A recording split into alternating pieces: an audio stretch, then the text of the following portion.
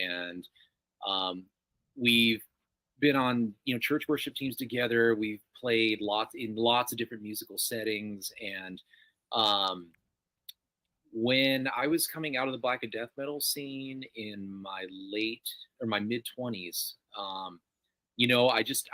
I still wanted to make music, and I didn't know exactly what style. I mean, I wanted to rock, but so I bought a cheap acoustic guitar. I think I went down to Reno Valley here in California and just bought like a cheap, like $150 acoustic, and I started writing riffs, and I had enough material, and I'm like, I'm going to make an instrumental album. I had a couple songs that felt like they needed vocals, and that's pretty much how it started with our first album, Through Divers Temptations. It started off as like a gothic folk, really instrumental album, and we threw vocals on, and I'm like, okay, this is really cool. We didn't know what we were or what we were doing. It was Tanya's background is jazz, and she's had opera training, and completely different, but it sounded really cool with this gothic folk vibe that we were going from. And so it kind of just steamrolled from there, going into more like combining folk and electronica with our Storyteller EP, and then just we ran into this group back at home where we were reaching out to the high schools, and we kind of did a local tour out there, and from there we kind of started getting into what I really wanted to do, which was hard rock. And so our Carousel album kind of moved in that direction, but it had a lot more industrial influence on that one. I like I did a fantastic job botching the mix, but it was very, very muffled. But the songs were great, and we're actually going to be remixing some of those songs, remastering them. And then from there, that transitioned into where we are now with this album, and I really enjoy how these songs came out, and without Pete's YouTube tutorials, there's no way it would be what it would have been. So thank you, Pete. But yeah, that's basically how and then this community, that's how we ended up here, was submitting our music to Pete's channel first, right? On one of his Your Music Lives, I'm like, oh, he does, he has live band here. He reviews people's music. I'm like, I'm just for giggles, I'm going to send one in. I sent it in, and it just, everything from there it led from one thing to the next, and then it was I think your show was second, and then it was, I think 𝒕𝗵𝗯𝘆 got on. He was like, hey, you should try Jeff's show. I got on Jeff's channel, and then that led to meeting Frank, and then his show, and then Chad. It's moved so fast I can't even keep up with it now. So that's basically how we got to where we ended up right now. That's awesome. That is awesome. So you use GarageBand? Yeah, GarageBand on my phone. Yeah. Nice. Some people, it's blowing my mind, but some of the best music I've heard, GarageBand on a phone. If what I learned, this is where I really messed up between the Carousel album and I think I don't want to ever say got right, but I think got much better on this release, was watching again Pete's tutorials on the audio unit extensions. I learned where to put the plugins or the audio unit extensions correctly in the chain. And Carousel, I did not do that. It was very basically, and so like I had the compressor in the wrong spot, and I'm like, oh well, this fixes everything. And so it was a learning curve, learning to put things in the right chain.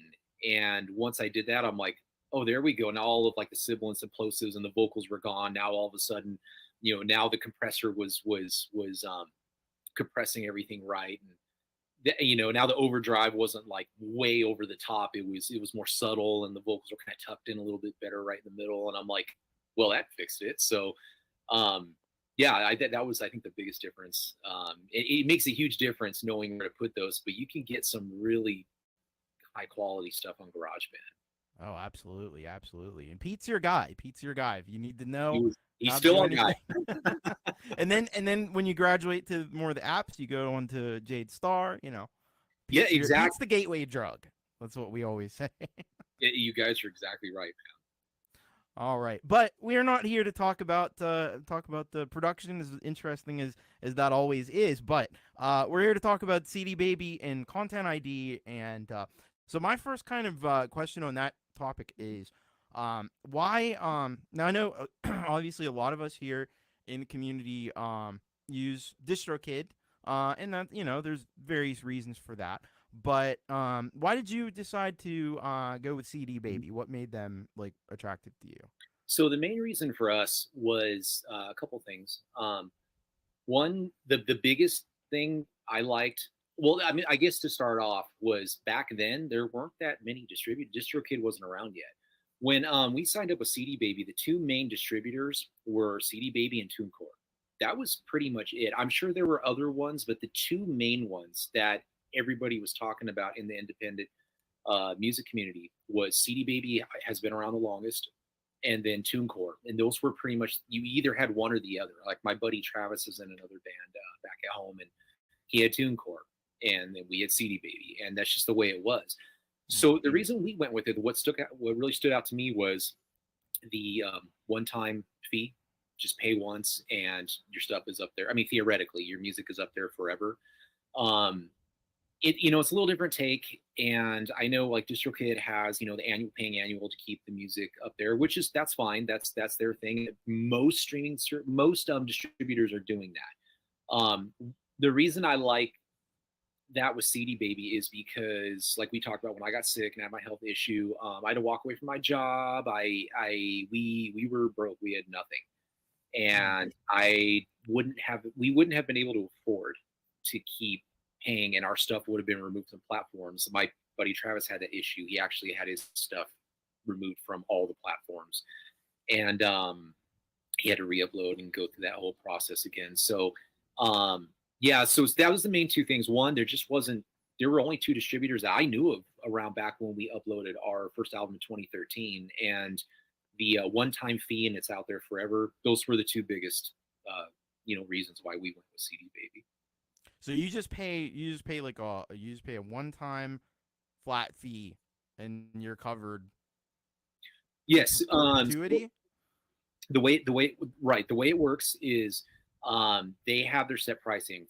It's changed throughout the years. Before, it used to be, I think, $9.99 for a single, and it was like $40 for an album, and then they changed that to $9.99 for a single, and I think it was like $29. It was like $30 for an album, and then what they have going on now is it's $9.99 period for. I think this is probably to compete with all the other streaming services that are much cheaper at the get go.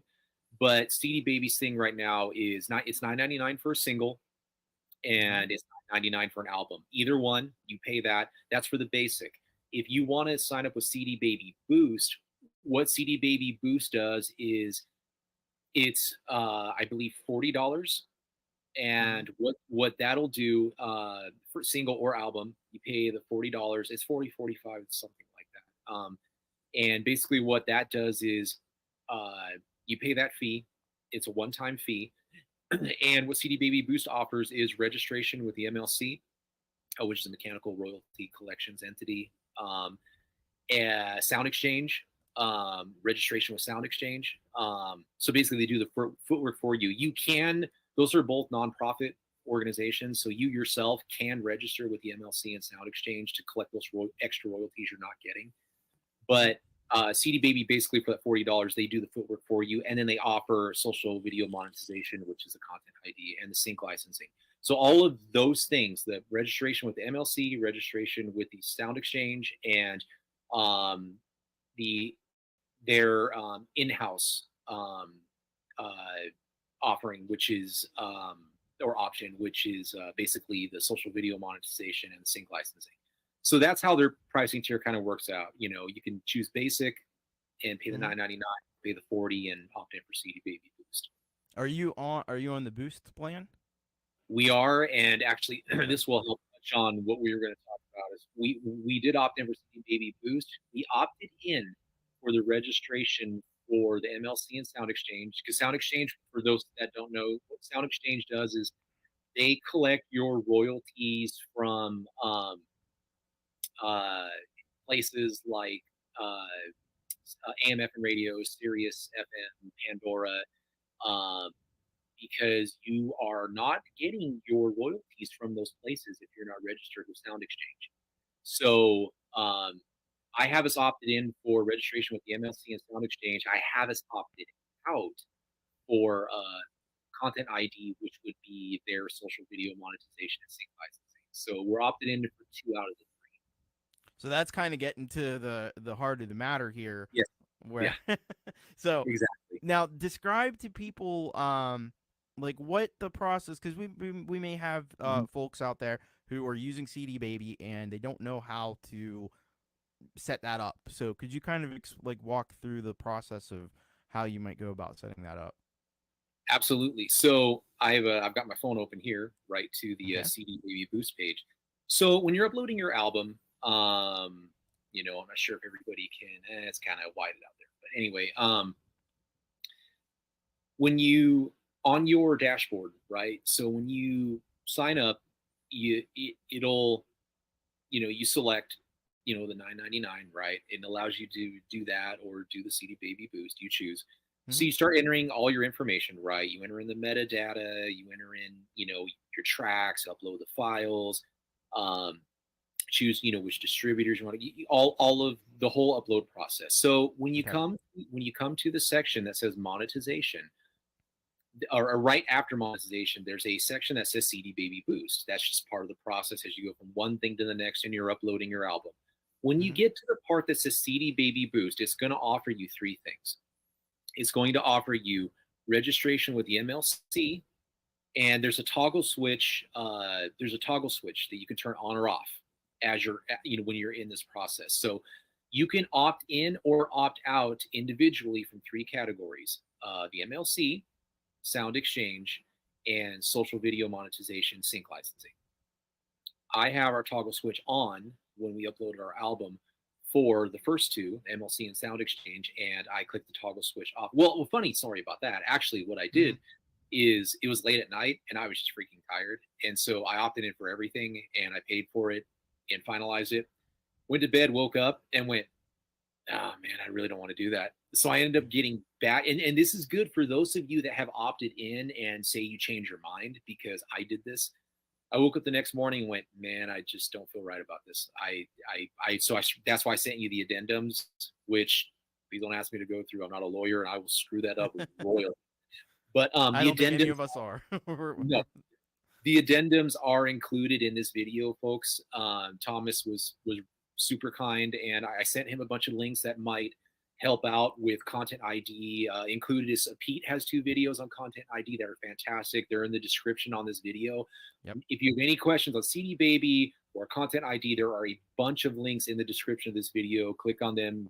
You'll find a lot of information. But so I woke up that next morning and I was like, I really don't want to do this. So I got back into our account and I was reading through their addendum going, okay, am I going to get in trouble, for not giving them notice? Well, what's funny is in their social video monetization addendum, it mentions giving them, I don't know if it's 24 written notice, 24-hour notice, something like that. Basically, they're trying to address people that have already gone through this process. Their album is released, because you have to remember, if you register for like content ID and all that stuff, their partners, they have to notify, right? So it can get in the content ID system. So if your album is released and then you change your mind after it's released, well, they have to notify everybody, hey, pull this from the content ID system. The artist has not given their authority for you to use this. Well, our album hadn't released yet, thankfully. So there was no harm, no foul. I got on the next morning, and I just being kind of OCD I am with the legal stuff here, because I'm horrible at it. I shot them an email sounding way more professional than I needed to sound, and basically asked them, hey, we want to opt out. I read your addendum, giving you a written notice, and I basically got an email back that said, yeah, you don't need to email us for opting out of the CD Baby Boost. It's just an option. You can click the toggle switch. I was like, oh, good to know. So yeah, we opted in, and then I changed my mind the next morning and opted back out, but kept us opted in for MLC and Sound Exchange. So if you did that, you can opt out. But if your album is released, you do have to give them written notice. So just email them and let them know you want to opt out, and they will opt you out. It worked for us. So Now, when you email, because I have heard from some Mhm. people that they've had a hard time getting a hold of anybody through email. Right. So they were pretty responsive for when you emailed them. I was surprised. We've been with them for since 2013, and I've never had any issues with them. And surprisingly, they have a chat bot like everybody does nowadays, and Hmm. that's kind of the main thing is they have a little chat bot that you kind of go through and it answers everything. But on their website they have an email like CD Baby, the customer service support, and when I reached out to them, yeah, they got back. I think they got back that next morning. So I was surprised, and it was signed off by somebody. I mean, theoretically, I'm assuming it was somebody. We're Hmm. that kind of day and age with AI, Yeah. but I did get something and somebody's name at the bottom that was, addressed every issue or addressed what I had typed in the email. But yeah, their customer service did get back to me. I've had other things with artwork, like on our we released a single from our first album, and when you do cover art, everything has to line up. So your band name, if you have a Yeah. band name, or that if you have anything written differently, it will reject it. Yeah, and that really, I don't Yeah, even know that that's necessarily a CD Baby thing. I think that's more right. like Apple Music and Spotify because I agree. with DistroKid you do the exact same thing. They you submit all the stuff and then they check it and they'll let you know if you have to redo something. That Um, I agree. And but when I reached out to them through customer service, when they had reached back, said, hey, basically, they didn't accept the artwork, and I had no problems emailing back and forth, and with this time opting out of the content ID option, they got back to me the next day. So yeah, I was surprised. I didn't have any issues with their customer support. okay. So what would you recommend, like if people are having a hard time getting a hold of somebody, just kind of like be persistent or I um, would I would I would just stay persistent at it. Their chatbot answers a lot of I think questions like on that first layer, right? Before it gets to the next level of hey, now there's an issue, I need to resolve it. mhm. But yeah, I just reach out through their email. They have their customer service support, and I know for like simple it stuff, worked for us. the chat bots are great because I've had to deal with that. I had a Yeah, it's particularly quick. frustrating, It's quick. frustrating experience with Xfinity because they want to do Oh, everything. They want to do everything now we through we have everything. we have Xfinity, so I know Yeah, exactly what you're talking about. We went through that trying to get a discount on something, and because uh, we qualified for a certain discount, and yeah, it was like 2 years later, and no, it was horrible. Still, the customer service is horrible. I mean you can't even like talk to a person. You No, have to they have things set up on both the phone and the chat where they kind of like triage to see like are we going to let you through right, to a person or not. right, And so yeah, exactly. it can be frustrating to deal with that. But sometimes like if it's just basic, routine things, It could be it quick, usually works right, out. Yeah. right, yeah. But no, I've never had any major issues with contacting their customer service. It seemed to be fairly quick whenever I've done that. So I must be one of the fortunate ones. So I mean, if you've Yeah. had that issue, drop it in the comments. Like I'm interested to find out if you had another experience than us. But we've personally in I would say 11 years, I've never had one issue with them. Yeah, and if anybody has any questions, please throw it in the chat, and I've already got one starred for a little bit later, so I'll try to keep up with those and stuff. If you could put a Q in front of it, that helps immensely. So if you got any questions, throw them out there. In the meantime, though, I'm gonna ask you about this, and I hope you can answer this question. So Uh, do I. so, uh, but so you were talking about how you would take your tracks off of Content ID if Mhm. you're in the CD boost. What if you're just doing the 9.99 thing? Because I see Mhm. here, that's not quite what I wanted. Yeah. It says here, they do content ID. This is with the $9.99 plan. So how would that work if somebody's doing this version and they want to? So if you would, what I would assume is that's not covered in their basic plan, right? So, or does it say right there is covered with it? Because it says monetization This is with monetization with YouTube content ID. So that's interesting because when I was doing that, I don't remember that being there. From my experience, uploading albums, their basic plan didn't cover content ID, so I would have to go through the processing, which I'll find out because we have our video that's premiering Thursday. I'm going to be uploading that single this week for later on in the month, and mm-hmm. I can let you know when I go through that process. But from what I know from my experience uploading songs is I was always under the impression their basic plan was basically you upload their song and they distribute your single worldwide, right, to all the DSPs and all the places, and that that particular option, the the content ID and sync licensing, I was under the impression that is what was offered with CD Baby Boost in particular. So when I go through that process, I guess I'll find that out. But that's just from my experience. That's I was under the impression their basic plan did not cover that. So, well, maybe they changed it because it does say it on here. they've been changing a lot too. I know they used to have a thing called CD Baby Pro, right? And they ended that option August 7th of last year. So CD Baby Boost is new. That's only been around since January. And CD Baby Pro, it was 70 something dollars, and basically they did the footwork and they registered your works with a performing rights organization. So that's how we got registered with ASCAP. And then this last August they nixed that plan, so now they don't do that footwork for you. They only register with the MLC Sound Exchange or do the content ID, and that's offered with CD Baby Boost. They do not do CD Baby Pro anymore, where they register your works with a performing rights organization. So.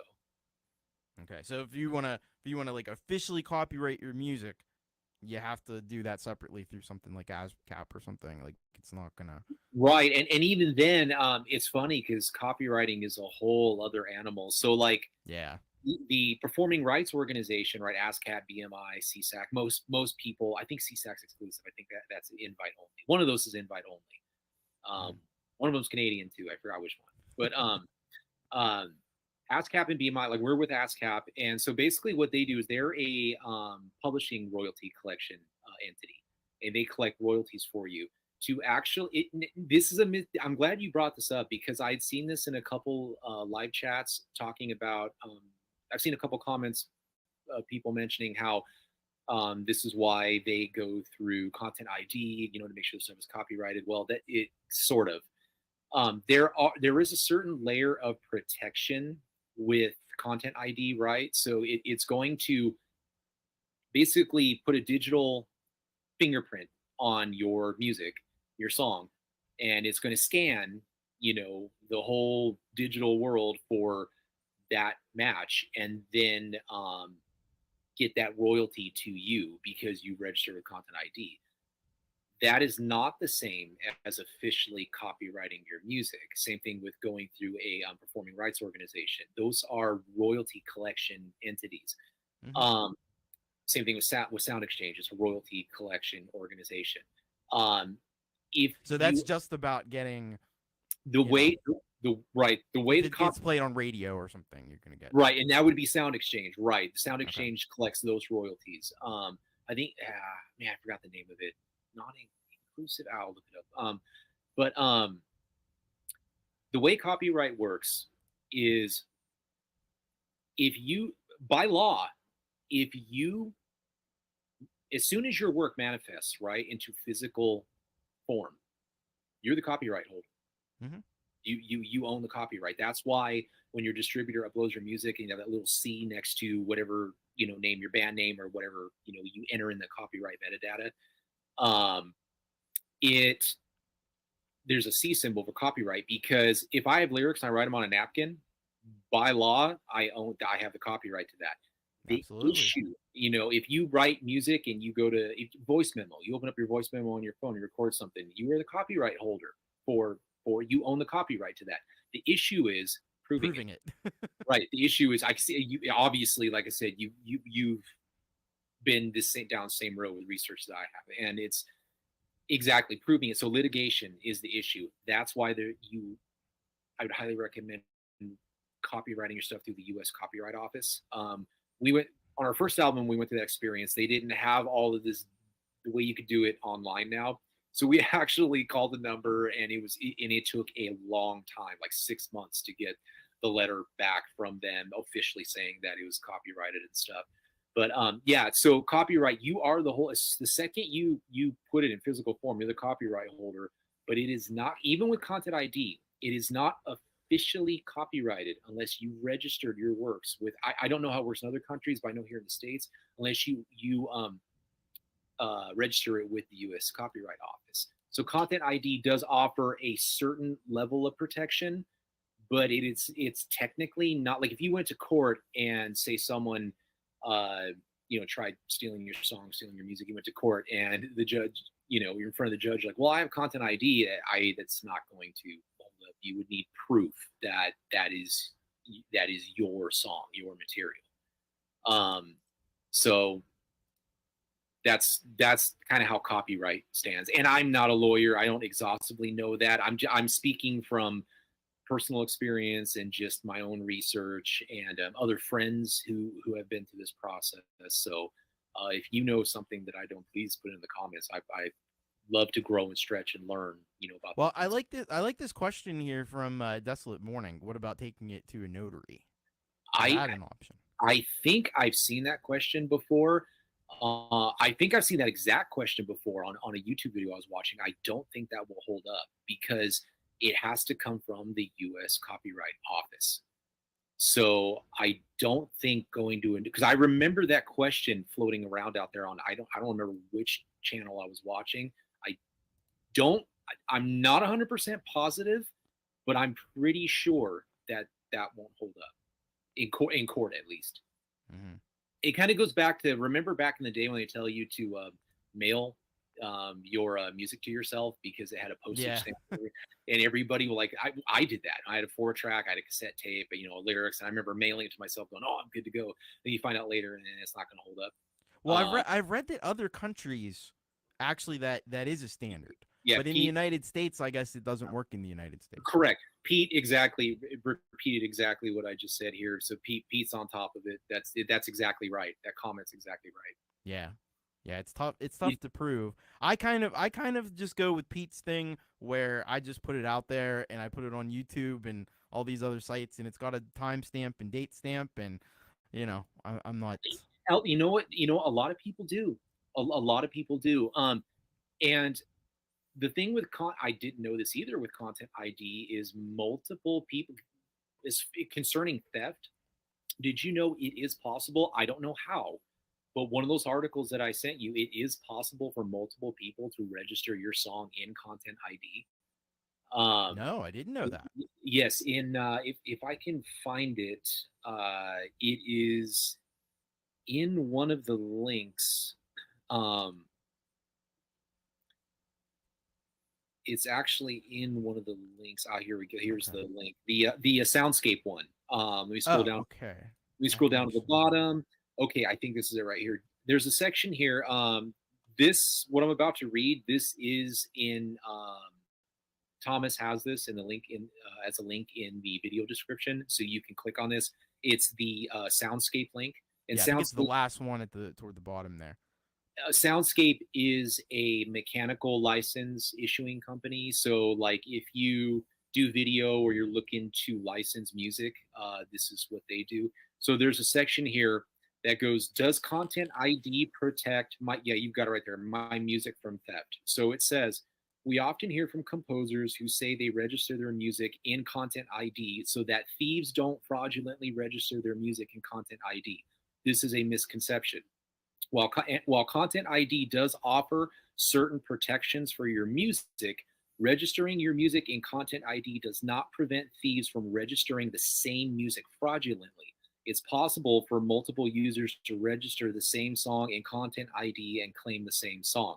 The bottom paragraph is just repeating a process they go to prevent that from the previous paragraph. So yeah, I read that and I went, that's really interesting. I didn't know that until I read that like yesterday. So Yeah. hence the importance of, if you want your material actually copyrighted, going through the U.S. Copyright Office. So yeah, Pete, that comment right there, Pete says, even if you register copyright, if someone can prove prior creation, you could still be in trouble. People try to copyright other people's stuff. That's exactly right. And so that's basically what this section is warning about. So yeah, that's exactly right. So yeah, I was surprised when I read that. I was like, that is scary. I mean, the amount of people that are really registering multiple things on Content ID, and you're like, okay, well, who do they give credit to register it first? You know? Yeah. So, well, and the other thing is too, like a lot of times, the real like only real copyright infringement that I see, from people like in these kind of communities, independent artists that are just kind of making their own music from their own home studio. It's usually like foreign, right. where they'll take the music, and I don't even know if those Right. laws, because it protects you, like, And I you know register in the nothing. United States, you're registering I in the know United nothing States. about the other. I'm Yeah. exactly like you, man. I know a little more, not exhaustively, but I know enough to kind of help us out and get us through things that we should or shouldn't do here in the States. But no, exactly right. When it comes to like other countries, Europe, I don't know what their policies are. So that sometimes it's completely different. Yeah, that comment, the issues with AI, man, Yeah. that's becoming a much bigger issue for sure. Yeah. Well, let me get into, because he actually Sure. asked the question earlier. He just wanted to discuss our takes on AI and the usage rights of AI tools. We could be And here. We could be here all night if I could go on that. my personal thing with it is, like, I think it's cool for creation, because I do use AI art for some of like the Sure. thumbnails and stuff, because I figure I'm not going to I'm not putting anybody out of work by doing that, because Sure. I wouldn't be hiring, I don't have the money to hire somebody to create individual artworks for each Completely thumbnail that I understand. produce. So I Yep. don't see a problem with that. Now, I do see a huge problem with, like, if Coca-Cola is going to start using AI to Right. create their advertisements, if, movie theaters was a big thing with this whole, with the Actors Guild and Mhm. everything, where Right. they were going to just take these people's likenesses and, like, we're going to make movies with you. And we're not going to pay you for it either. Which they will anyway. Yeah. That's not even a question. That's going to happen. And I'm not talking about like the Mandalorian, right? Luke Skywalker, and I know I'm talking like that, where they're going to be replacing that. That's not even a question. That is going to happen. It's Yeah. The technology's there, and you know, yeah, man. So I don't want to get your channel banned. So I'm going to be diplomatic and very careful about this. I've been warning about AI for a very long time. Like, people don't understand. So when NFTs came in, the blockchain, right? Mm-hmm. My personal opinion on Content ID, this is just my personal opinion from the research I've done, is I think Content ID is actually priming for blockchain and things that are coming, like the social credit score and that kind of stuff. I think Content ID is one way of priming. I think NFTs were a way of priming for that, and people don't know it's going to be here very, very soon. 6G, 7G are going to power the metaverse, and so Tanya's in real estate, and her company EXP used to actually be like the metaverse, and their company actually just went live and has a corner actually in the metaverse, where you can sell like tiles, right? So that would be like digital real estate. Everything you see in Ready Player One, it's going to happen. So, and it's going to happen a lot sooner than people think. So 6G and 7G are actually going to power like holographic imagery and all that stuff. And when Web3 comes in, our current format, right? So this is what I mentioned earlier, like with CD Baby, one-time fee and it's out there. That's why I said theoretically one-time fee and it's out there forever. okay, well, you know how we had like 8 tracks, and then we had, all the cassettes, and then we had, CDs, and okay, so like eventually MP3s and 4As, waves, those aren't going to exist. It's going to be a different for when Web 3 and 6G and 7G and the metaverse that comes into play. They're going to be different formats for the music that we have now. It's going to be completely different. So my issue with AI and where it's going is a lot of this stuff like content ID I see as priming, and like what you said, using it for artwork. I totally understand that. Like people are making videos, and Yeah. as a creative person, you see that and go, okay, that's I can do this with this, or I can bring this song to life and tell a story using it. I totally get it. I've got friends that use it. Bands that I follow use it. I totally get it. The dangers with AI and the things that I'll just leave it at this: the things that are going to happen very soon, people are going to wish they didn't open that Pandora's box, because there's a lot of things coming that people aren't ready for. So. Well, I mean, and I worry about they've already started adding a thing that you have to do this on YouTube now. You have to say whether your video contains anything that's like, I read that. Yeah, that's like created by AI, or it's imitating reality or something. But I do worry about like them using the AI to create videos of powerful people and stuff saying stuff they didn't actually say, and then how are you going to prove it? And it gets really messy with that kind of usage. But the creative side of it is also very exciting. And I there's agree. a lot of Yeah. I really like what Aaron said up here, right here, that it needs to be controlled. They need to figure out some kind of a regulatory framework for this that I make it fair and equitable. I completely agree with that statement. And what I would say to that is it's already too late. Based on there's other research that I've done, it is going to get out of control. And I'll just leave it at that. There are things coming that I don't think people are ready for. So I completely agree with you. And I think theoretically, in a perfect world, you guys are 100% right. It needs to be regulated. I think the agenda at hand, though, it is where it's at, because that's the way they want it to be. But in theory, I agree with you 100% on that. And I definitely agree with you that I could see alternative formats coming up, because the industry, they haven't been doing so well since the advent, really since Napster. You could really that opened the gates. It was like, music is out on the internet. What can we do about this? And they've tried everything under the sun to get this under control, and they just can't. And then they finally just gave in and said, we're gonna charge the small amounts of money. But unfortunately, the artists are of course always get the short end of the stick on that. I still see Metallica in the courtroom, doing the whole Napster versus Napster.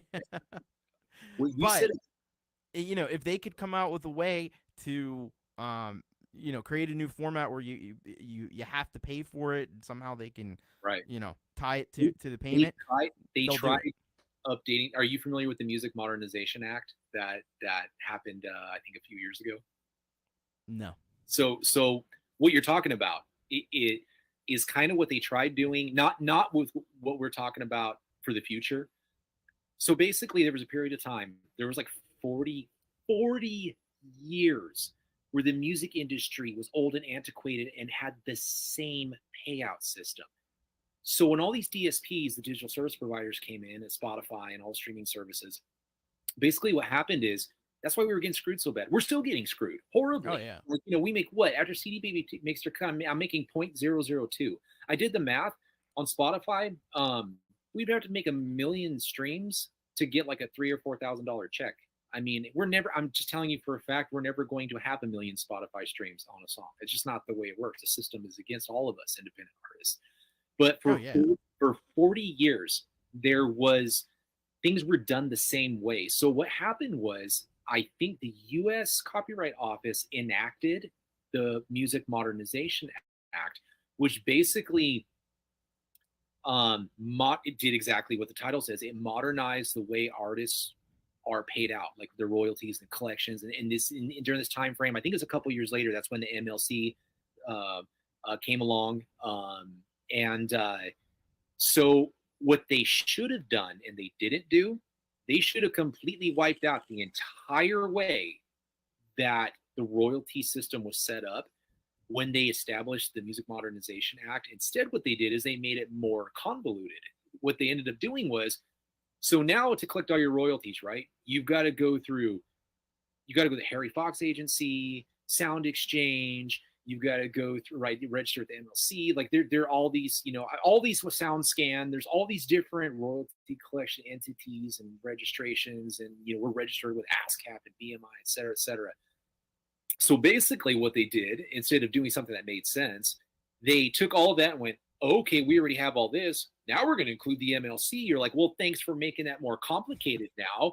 And so that basically what they did with the Music Modernization Act was they made things more convoluted, you know. But the one thing that was included in that was they have to rotate judges that make this decision and rulings on stuff. Because before, you could have one judge slap his gavel and like, well, there's your next 40 years. Because I went through this with the medical industry with Kaiser when we couldn't sue them because there's a law that was established in the 70s in California.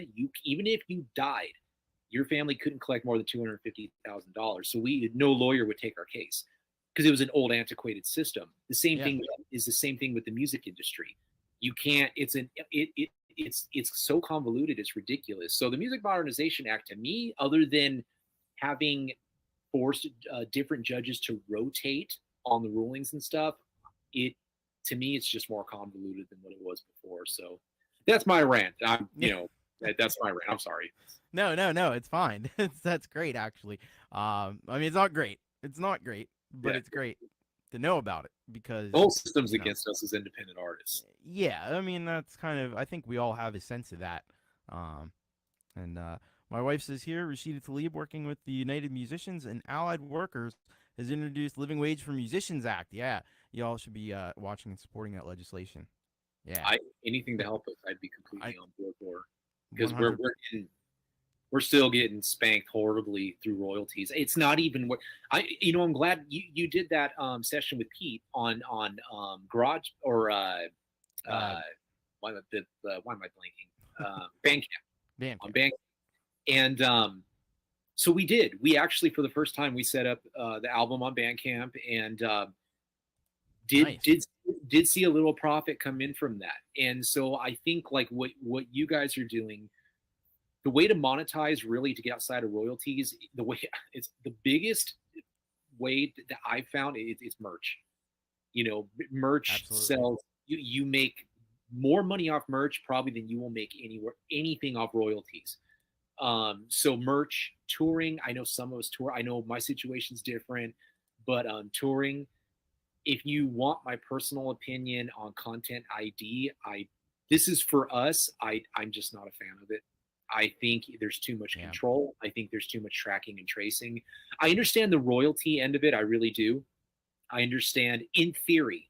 I understand, oh, well, other people are playing my songs, I should get a cut of it. I totally understand. I would say this, if you're a bigger artist, Taylor Swift, if you're Billie Eilish, if you're, I don't know why my mind's blanking on the big rock, bands, but, it's the era we live in. But all the big label signed artists, there are so many people using their music. They are missing out on so much money if they don't, if they don't have content ID, right?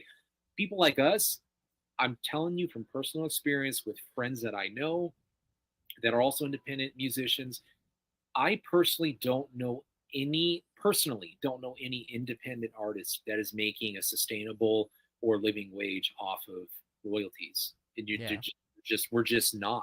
It's as you would say, it's felonious. I mean, just what we actually, our take of it is so ridiculous. I don't think we're ever going to get it. And my other rant, I won't go off on it, but is personally, it's designed that way. Yeah, exactly. And that's the whole situation that we find ourselves in. I was going to post a link in the chat here, a really great video. I should probably put this in the description too. Because I was talking with you about Ben Jordan earlier. I don't fully understand what I'm going to put in the chat. I watched it, but I don't fully understand it. But he really breaks down like this whole you know, you've probably heard about like Spotify cracking down on like fake music and stuff, and that's why they're not going to pay artists that don't have 1,000 streams I and when everything. you're ready, I want to piggyback off that with a certain distributor that, like we talked about. There's a very heavy tie into what you just said about something I want to touch on later. Yeah.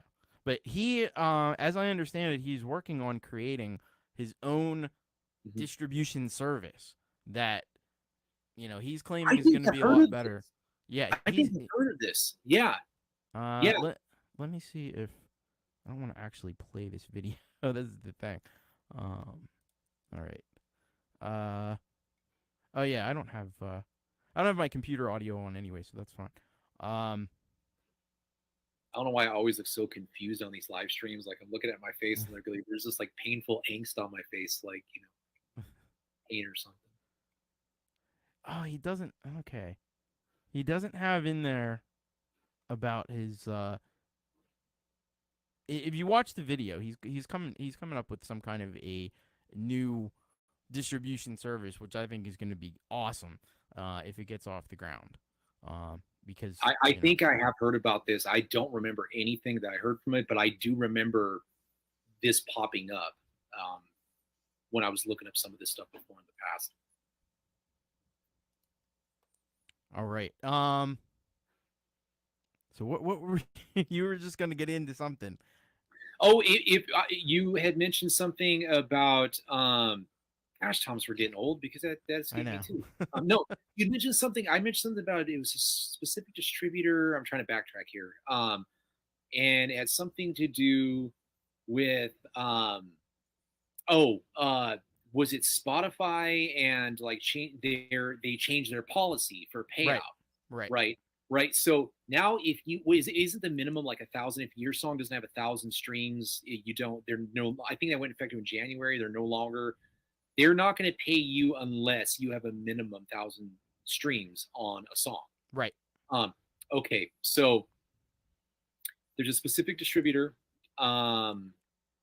that, from what I've heard in videos that I've watched, like so that specific distributor is very popular in this community, and like I said, there are things with ours too, but this just ties in specifically to what you were mentioning on the Spotify thing. So there's a video that I watched. If I can find it, I'll send it to you. Okay. If you look up this said distributor and you look up bot playlisting, there is a massive, massive thing going on with this distributor and speculation, because I don't want to put my name on it because I can't prove it, but the videos are very compelling. And it's more than the videos. If you go through the comment sections, you would be surprised how many people really got screwed over or got the bad end of the deal from this specific distributor. Again, I'm saying this happens with all of them, so I don't want to just single out one. There are things that was really kind of what Ben's video was about too. It was there are things about ours that I'll be clear on. the problem. The problem is with the whole system, and it's not just any one thing. The bot playlisting, though, okay, there is speculation, a heavy speculation on that the reason Spotify changed their rules was because of this said distributor. Because the speculation is that Spotify has a stake with this specific distributor, and there was bot playlisting by this distributor, and Spotify changed it because they were paying out.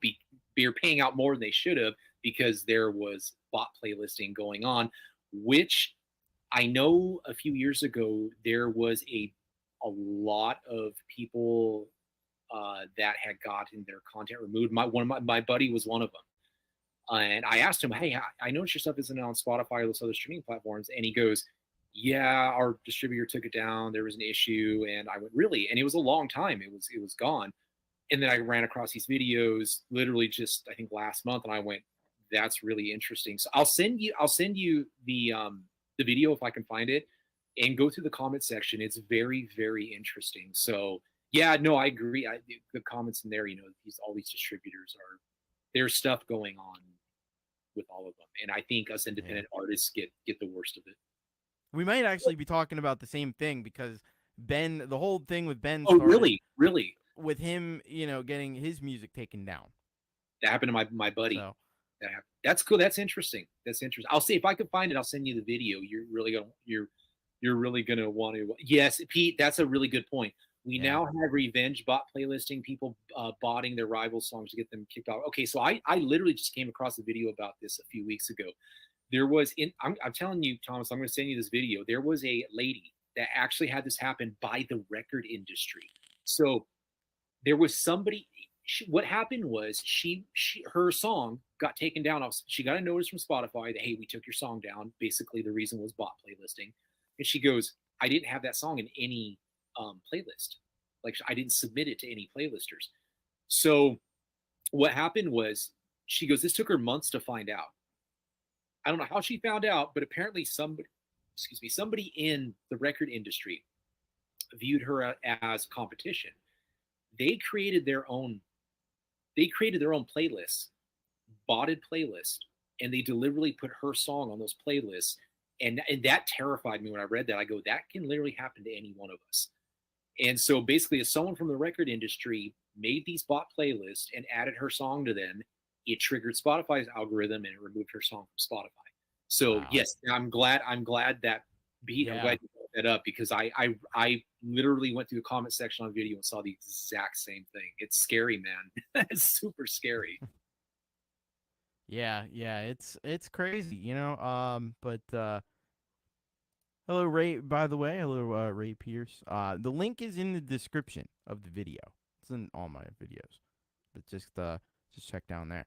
But anyway, let's see if there was any other questions that we didn't really get to. So, generally speaking, we're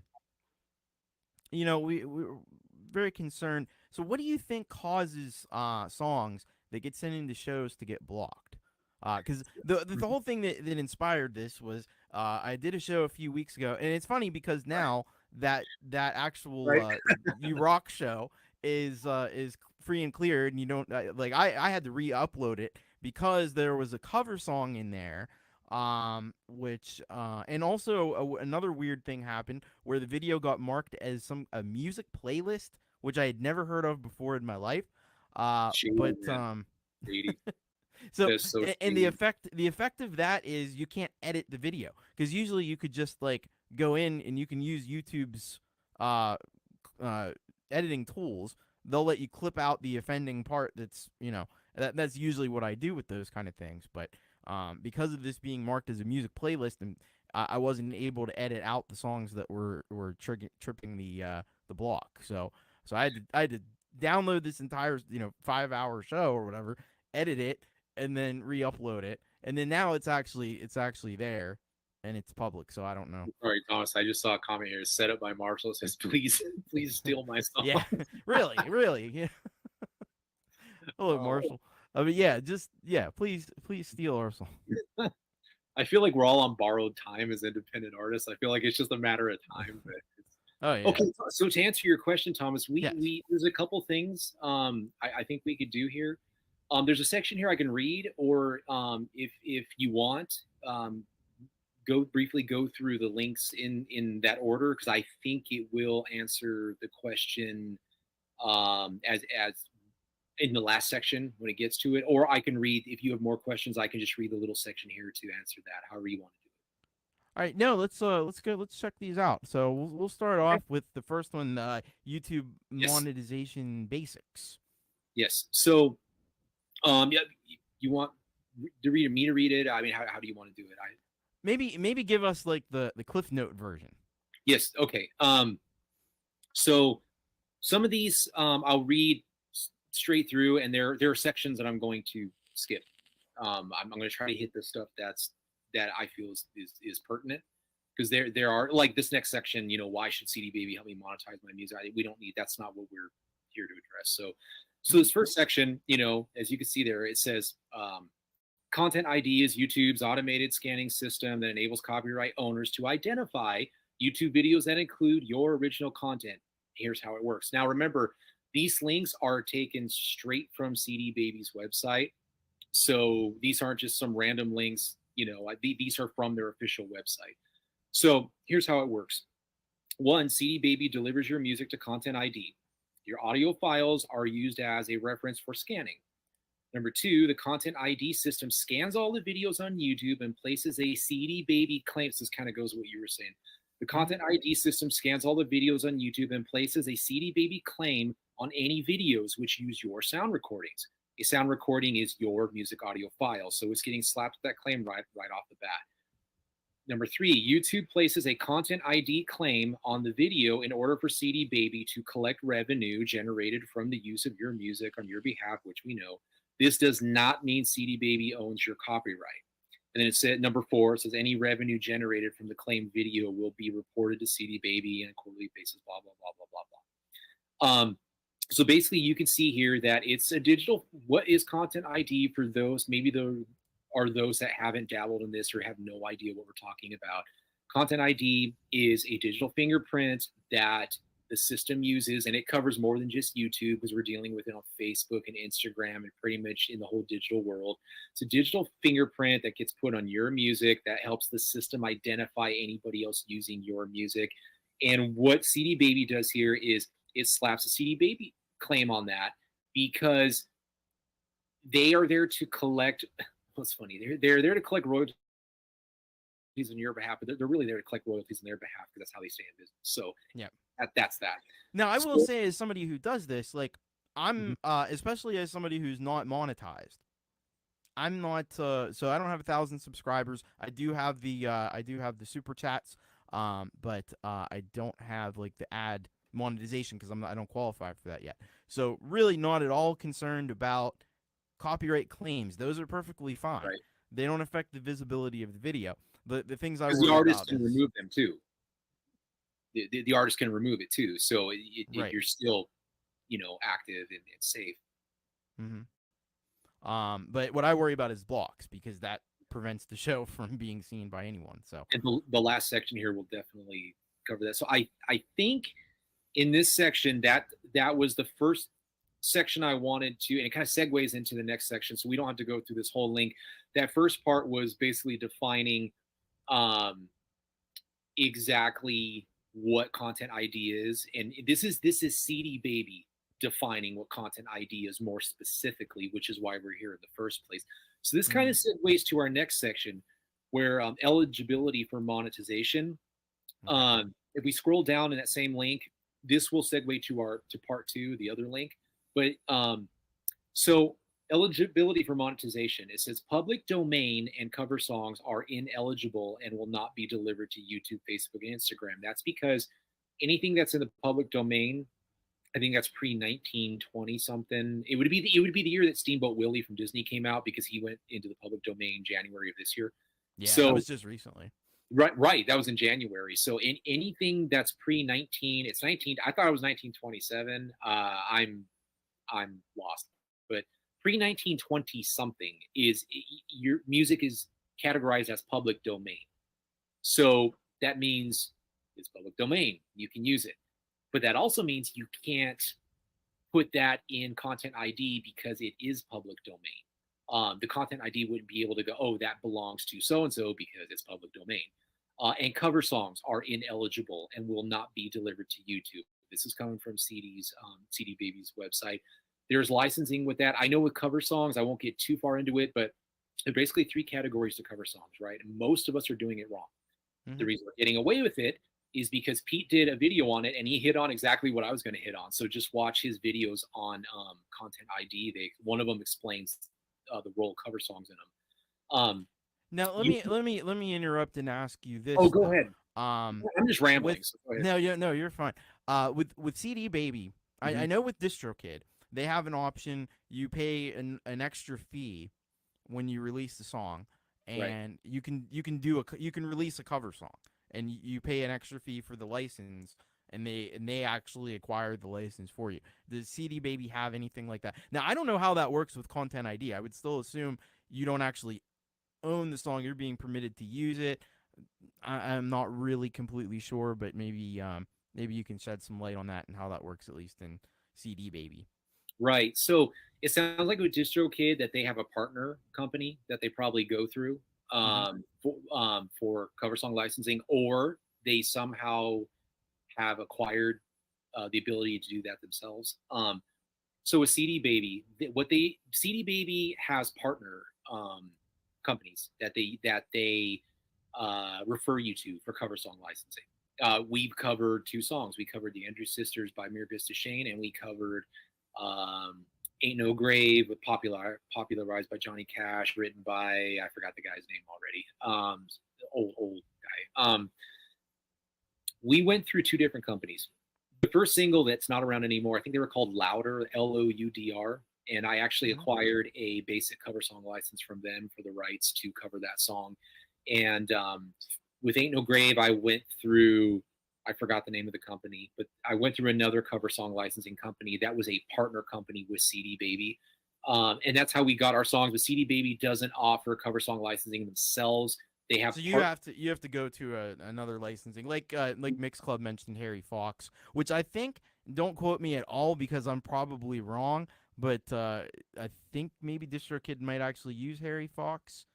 There we go. But of course Pete knows DistroKid uses No. Harry Fox. There we go. That's what I Yep, thought. this is what Pete said there. You can't add YouTube content. So it sounds like DistroKid is same thing with CD Baby, because that's what it says here, that cover songs are, or public domain cover songs are ineligible and will not be delivered to YouTube. So it Right. sounds like what Pete was saying, that DistroKid, CD Baby do the same thing there. Um, but because I'm old and totally forgot the question you asked, uh, if you want to run it by me again, that would be great. Well, I think we covered it. I think it was just Okay. kind of asking Um, like Oh, I'm you sorry. have to, The cover song, the company. Right, right. yeah. So, yeah,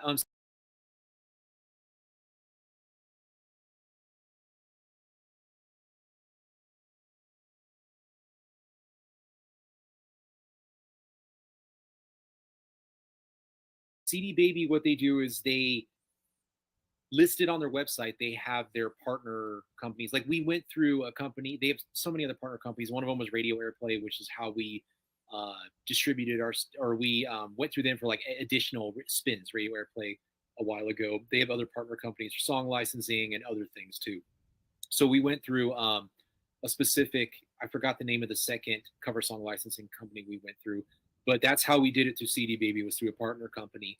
um, a lot of Another thing about cover song licensing that I think is critical, that a lot of, I think this community might not be aware of, is there are three um, kind of categories of cover song licensing, right? There's public domain, there's basic, or what they call compulsory or basic cover song licensing, and Hmm. there's custom cover song licensing, right? So if it's public domain, that's everything pre 1920 something, like we talked about, you can use it. There's compulsory or basic cover song licensing, which is what the majority of people are doing now. Custom cover song licensing is technically, if you're going, not even technically, if anytime you add visual to a song that you covered, technically you need a custom cover song license, and it's a lot more expensive. There's a lot more red tape. You have to talk to the copyright holder, negotiate what they want. It's convoluted. But where people are getting away with this on YouTube, Pete actually touched on this in his video. I was like, I couldn't believe he covered it. I'm like, this is fantastic. Hmm. So YouTube basically has a list, right? The reason most of us are getting away with covering a song without getting a custom cover song license and able to make a video for it and posting it to YouTube and not getting any claim or anything like that. So basically, the PROs, the performing rights organizations, the copyright holders, there it's the last time I checked, it was like 50-50. You have copyright holders in a camp that have an agreement with YouTube that allows YouTube to allow their users to cover their songs. Well, there is also another camp of copyright holders that has not given YouTube permission. So when you cover a cover song, you have a 50-50 chance that your video is going to be okay, and you have a 50-50 chance that it's not. Most people haven't had that big of an issue with this. I know Pete in one of his videos had a list that he had a link you could click on, and it actually showed the list of songs that are eligible and songs that aren't eligible on YouTube. but that's a basic compulsory cover song license. If you want to get your music on Spotify, any of these DSPs, these digital service providers, usually you can just get a compulsory basic cover song license and you're good to go. And the reason that you don't have to keep, I will say this, if you make a Bandcamp, if you go through Bandcamp, iTunes, anything where someone is buying your cover song, you need a compulsory or a basic cover song license, because, and usually when you register with that company for cover song license, they will charge you based on how many sales, physical sales that you expect. So I think I had ours set at like 2,500 or something like that, and we paid X amount, and it goes up or down based on how many you choose, right? Now with the digital service providers like Spotify and Apple Music and those places, they all, by law, they already have to pay for that. That is why when you do a cover song and it's uploaded to Spotify or Apple Music, you're good to go indefinitely, because that service already has to cover that. So I just wanted to touch a little bit there for everybody that's doing cover songs and stuff, because there's a lot there with public domain and compulsory basic license and custom, but that's basically how that works. Yeah. Well, I think it's also too what I always thought was nice about YouTube is that you put something like that up. Now, on most things, like if you go on Facebook or you go on Twitch or any of these other places, if you do a cover, there's a good chance that it may just get you actually get like a strike for it. Right. Whereas on YouTube, usually the worst that happens when you upload a cover is they claim it. Right. And so any views and stuff, if there's monetization, they can put an ad on a video even if you're not monetized, right. and any of that money theoretically would go to the copyright holders. Yeah. Now there's we actually have one not copyright strike, but it's not even we did a live version. We were in New Mexico, we were there for a funeral, and no, we went back home. This is after I broke my hand getting back from New Mexico. We shot a music video. I had my phone out, and we did a cover of the Civil War is the one that got away. It wasn't professionally done. It was just basically a voice memo, and we put a video to it. And it was fine for years. And all of a sudden, the Content ID thing became a thing. And so I checked our YouTube channel last year to find out that there was a claim on it. And I'm like, oh, I didn't even know. So I went to it, and it goes, this is not a strike. And it's basically saying it was perfectly fine. Mm-hmm. The copyright holder gives permission for this song to be used. So yeah, covering a song, it's 50-50. In our case, because Civil Wars they're not around anymore. So yeah, Pete, I agree with you. But I think it's a mess now too. But I agree with you. So that's basically, like I said, with cover song licensing, public domain, you're fine. Compulsory basic cover song license is if you need, if you're going to do a cover and you want to get out there on the digital service providers, or if you're going to sell it, and then you need a custom cover song license if you're going to add visual to it. But again, like we talked about on YouTube, you have 50-50 chance that you're covered and won't need to get that license. So yeah, and the problem comes in like Marshall had said here, they do deserve to claim it. Like there's absolutely nothing, and I think it's actually a great thing, because you can upload a cover thing. You don't necessarily have to go through all the red tape. I mean, you probably should legally, but we see covers probably on every one of the shows like mine that plays music, where people do covers, and it's not they didn't go through all the processes they're supposed to go through. But YouTube has created a way that you can do that. The artists will get royalties for it. But some of them, and it really depends on the distributors and the copyright holder, company, because rarely is it ever like the actual band. It's always like Universal or the copyright, Warner or whatever. But sometimes they will say, no, we're just blocking everything. Anybody tries to use this song, we're blocking it. I know, right? So, it's that's where the frustration, I think, comes in. Yep, and we're actually able to address, I think, some of that on the last section on these links. So yeah. All right, well, let's head over to that. Okay, so let's go to the second link, because we're on eligibility for monetization, and I thought this, before we get to the claims and how to handle the disputes, Let's answer the question: what content is eligible? You know, for content ID. So again, this is actually coming straight from the CD Baby website. So what content is eligible for YouTube monetization and Facebook, Instagram? So first section here, it says why eligibility matters. And it says adding your music to video monetization services such as YouTube Content ID and Facebook Rights Manager is powerful because it automatically generates claims against other people's videos that match any portion of your music. Even if you exclusively own all of the content, not all content is suitable for claiming through these matching systems. For instance, some genres uh, are not appropriate for the service because they generate incorrect results called false claims. They automatically exclude those genres.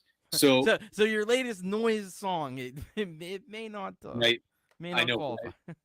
And so it's very important that the music you are opting in is eligible to avoid falsely claiming other users' content, and then those rules apply to YouTube and Facebook. So that brings us to the question: for Content ID, according to CD Baby's website, what is eligible, right? So for Facebook and Instagram monetization, it basically says here your content must be original.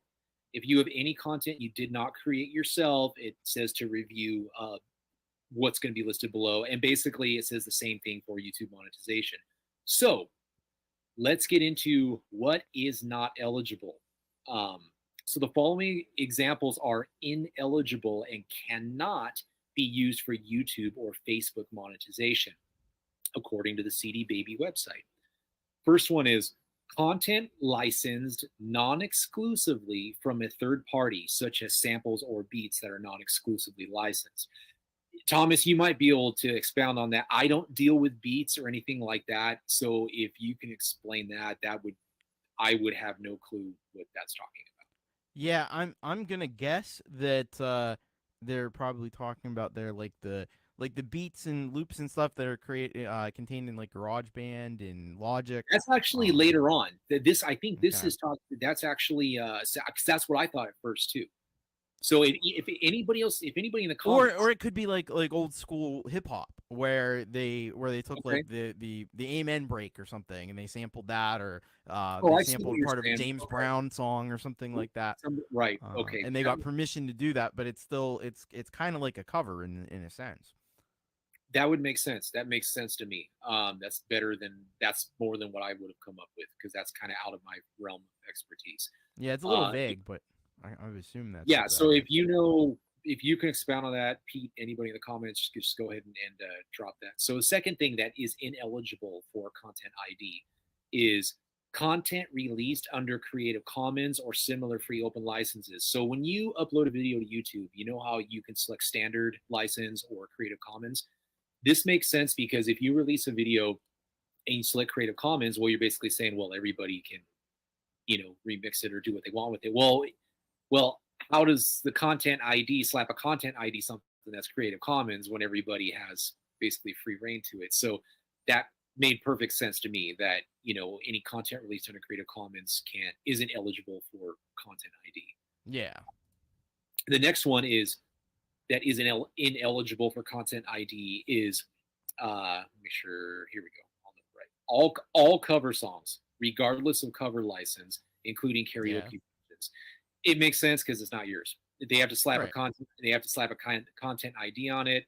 If you covered it, it's not yours. That's why it's ineligible. I think that's pretty self-explanatory. Yeah, we kind of like what we've been talking about there. Right.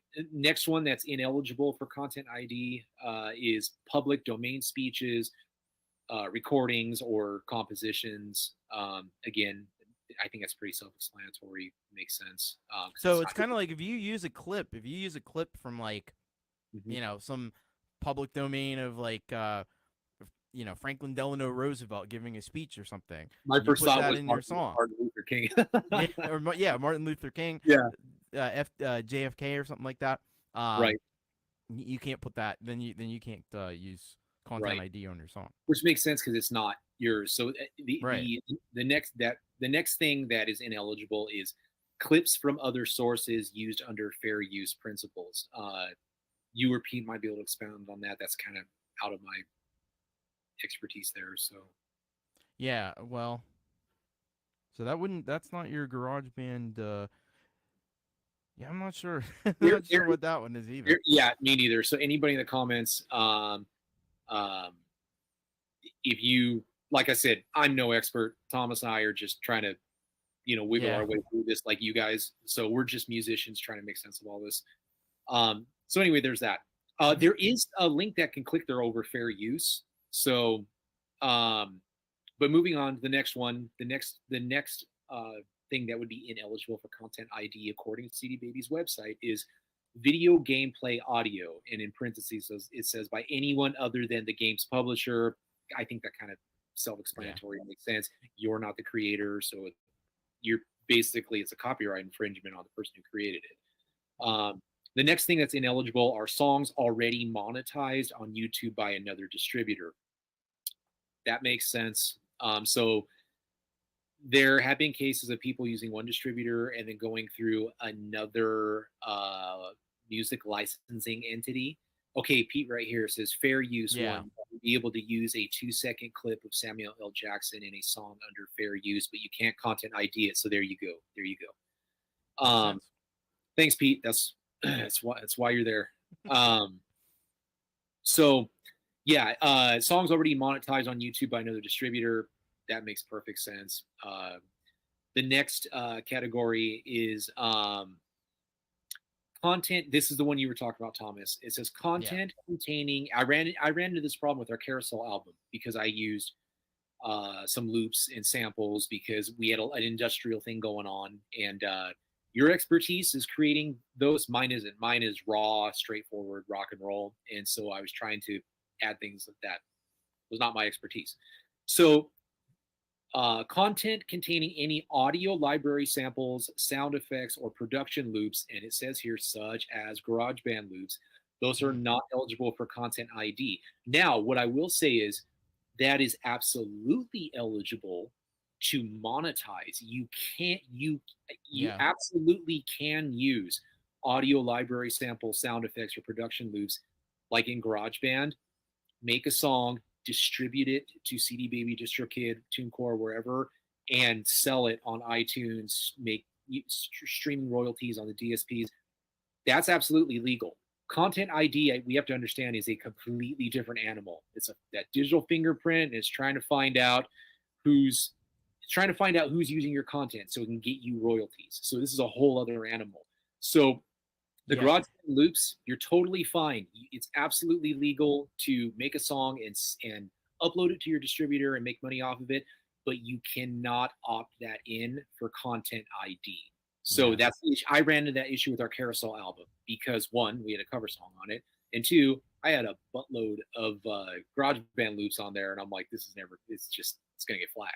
Yeah, now, well, and the thing that happened too, and I know Pete's talked about it before because that's where I've heard about it. There were people that were putting up, like, they would just take like the GarageBand loop and stretch it out, and they would upload that as like a song, and then anybody that used that song was getting like content claims, and that money goes back to them. So it was like a big racket. So they're probably trying to rein that in. Now the one that's kind of interesting to me that I don't know the answer to. Marshall had asked this a little bit ago. Like something like EZdrummer 3, or like me, pretty much all the drums I use are samples. That's interesting. My buddy uses EZdrummer. I'm an idiot and I just hand place every beat. But that's a good question. I actually don't know that. Like drum samples, because pretty much all drums are samples anymore. Right. My buddy Paul, who lives like 20 minutes from us, he uses EZdrummer, and I wasn't even familiar with that because, like I said, I'm a guitarist just diving into all this and learning as I'm going. Like I hand place every single beat on our drums, every kick, snare, hi-hat. I hand place everything because I play a little drums too, and I enjoy writing drums. Mm-hmm. The people that are actually good at it are able to use EZdrummer and have these complicated fills and all this cool stuff, that resources that I don't have. That's a really good question. I don't have the answer to that. So I think that's worth looking into. Pete, anybody in the chat. But that's interesting. And the last guess, and it's pure speculation, is that it's probably one of those things that like technically they could right? probably take an issue with it, but I think in reality it just there's it wouldn't even be practical to try to you know crack down on that.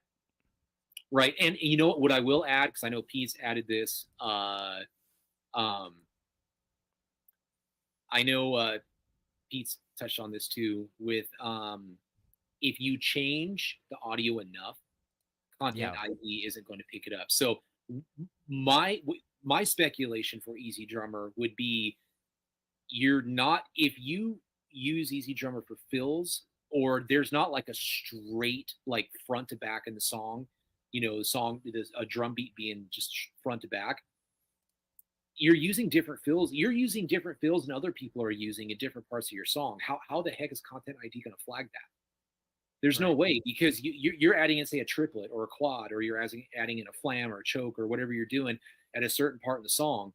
Well, nobody else is going to use that in the exact same part the same way in their song. So I don't see how Content ID would be able to identify Yeah, that. and I think it would come down to I know like a lot of those kind of programs will include like MIDI Mhm. arrangements, and I think if you use the MIDI arrangements, that's kind of like using a loop. But if you just put the Right. individual drum hits in yourself, then So that's probably not Set going to by be a Marshall problem. as a good comment here. For the record, I've released 46 tunes, including covers, using 𝗖𝓕𝓃𝓊𝓍. No claims as of yet. Maybe they're waiting for the big score. So there you go. Someone Yeah, who's used this and not had any issues yet. I imagine similar issues might come up too with like the This, auto drummer that's in like GarageBand and Logic, because don't, technically that's generated, but right, it does kind of end up sounding very pretty right. similar. So if you change the audio enough, um, Content ID isn't going to recognize it. Yeah. And then the last section here is compilations such as mashups, countdown lists, continuous DJ mixes, or full album sound recordings, which we already know YouTube put a ban on that anyway, that play within a single track are not eligible for Content ID. That's a recent thing with YouTube where they don't allow an artist to upload a full album. As a matter of fact, Thomas and I were just talking about this before the show. It even goes as far as uploading multiple songs from the same album in one upload. So I haven't looked into that exhaustively. That's just what I've read, and Well, that's I've kind of come to that theory as well, and I think it was something that actually I saw on CD Baby. So just a little bit of background for everybody. Like, I do a live performance show on the weekend, on Saturdays. Usually, I do my own original music, but and Pete and Jade Star also do live performances on the weekends, and there have been occasions where we have done you know karaoke shows where we sing along to karaoke tracks on YouTube. And a lot of time, what I've noticed is that the ones where it's a variety of artists usually don't have a problem.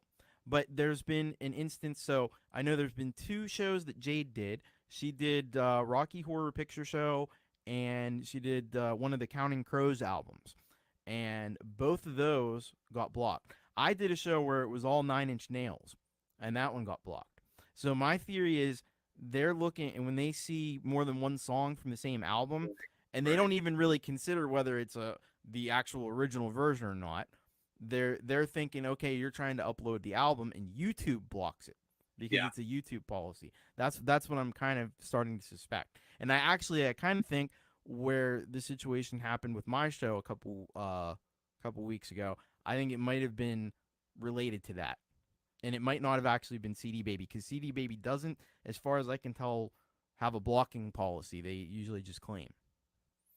right, and that's even said. Actually, that segues perfect into the next section. The whole reason why we're all here: the claims, disputes, and permissions on YouTube. That is the reason for this whole stream. So, Yeah. if you want to dive in, we could just dive into it. Yeah, let's go.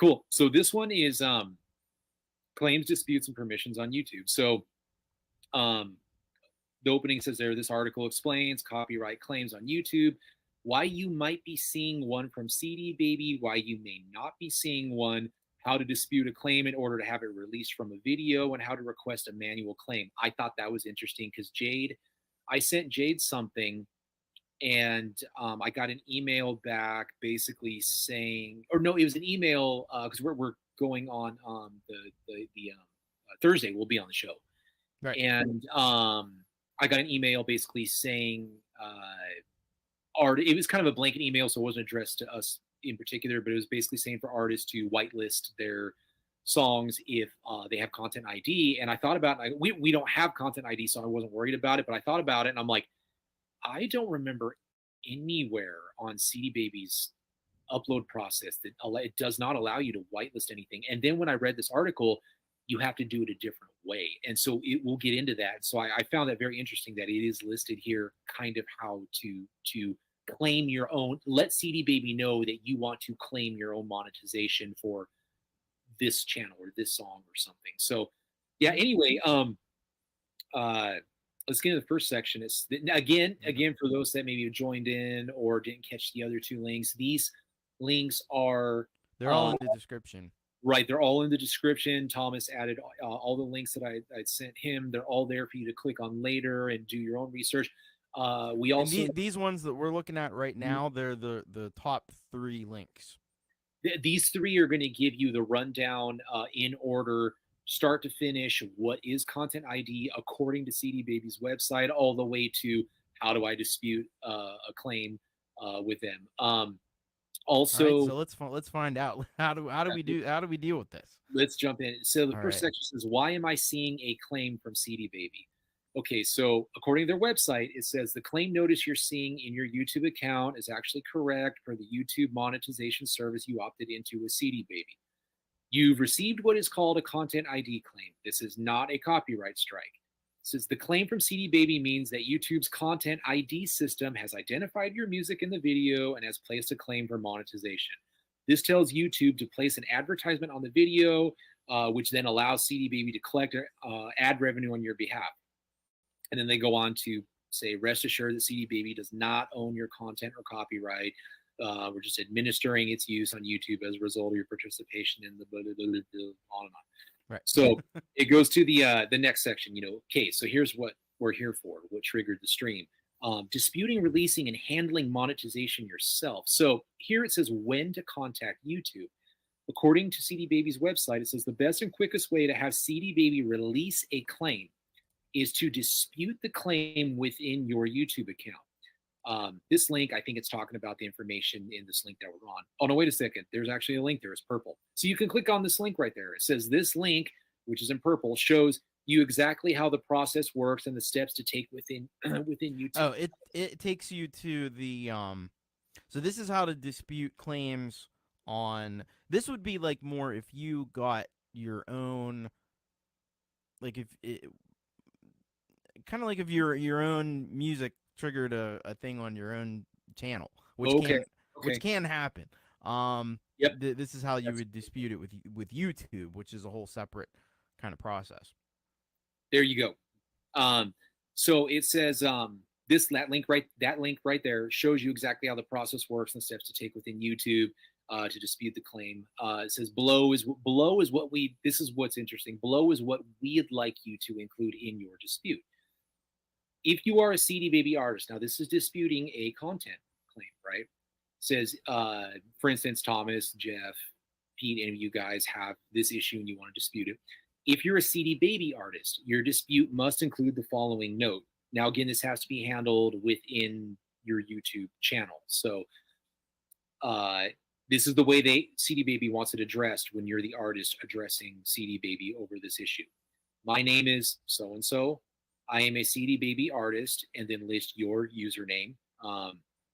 It says, and I wish to so that would be your CD Baby artist username. And I wish to handle my own monetization for this video.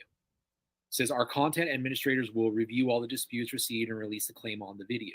If you fail to enter the above statement in your YouTube dispute, if you're a CD Baby artist, including the CD Baby username, like my username is different from the band name that I have registered.